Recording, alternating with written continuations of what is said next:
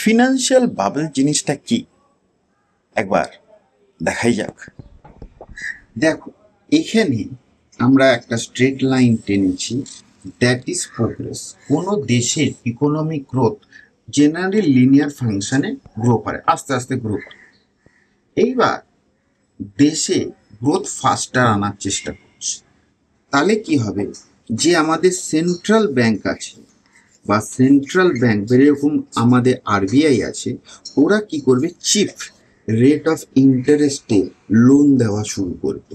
তাহলে ইকোনমিতে মানি সাপ্লাই বেড়ে যাবে এবং তার ফলে লোকেদের হাতে ডিসপোজেবল ইনকাম বাড়বে, এন্টারপ্রিনারের ব্যবসা করার ক্যাপাসিটি বাড়বে, তাহলে গ্রোথ ফাস্টার হবে।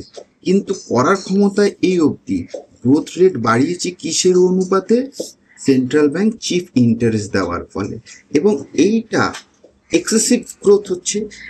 এখন একটা টাইমে এসে কোনো কোম্পানি কোনো সেক্টর আজীবনভাবে 30% 40% রিটার্ন দিতে পারে না, একটা টাইমে গিয়ে তো থেমে যাবে।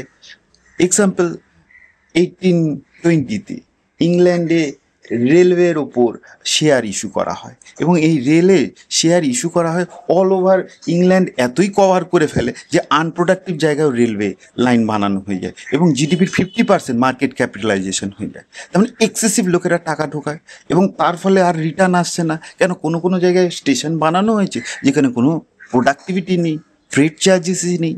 তো এরকমই কোনো সেক্টরে টাকা ঢোকালে আজীবনভাবে গ্রো হবে না। যখন গ্রো হবে না, তখন কি হয়ে যাবে, ফিনান্সিয়াল ভাবে।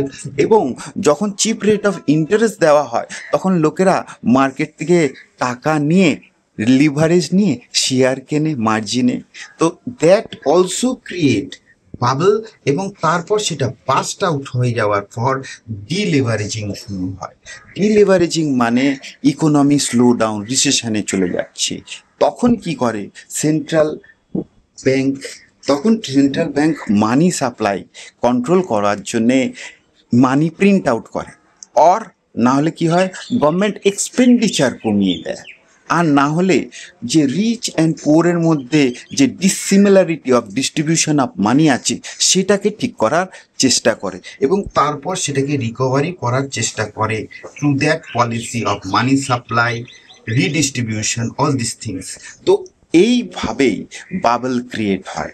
এখন তোমাদেরও মাথায় রাখা উচিত এই যে এআই আসছে, তারপর ক্রিপ্টোকারেন্সি আছে, can B A next bubble situation. Think about